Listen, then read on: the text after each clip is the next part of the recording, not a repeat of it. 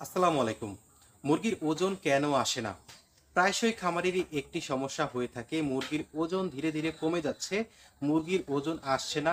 মুরগির ওজন যা আছে তাই রয়ে গেছে। মুরগির ওজন বাড়ছে না। এই সমস্যাটি কেন হয়ে থাকে?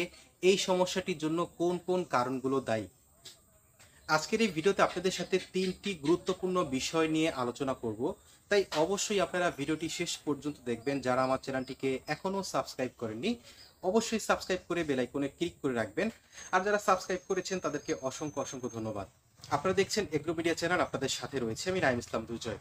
মুরগির ওজন না আসার জন্য যে ৩টি কারণ উল্লেখযোগ্য, প্রথম কারণটি হচ্ছে কক্সিডায়োসিস, দ্বিতীয়ত কারণটি হচ্ছে অ্যান্টারাইটিস এবং তৃতীয়ত কারণটি হচ্ছে গাউটের সমস্যা।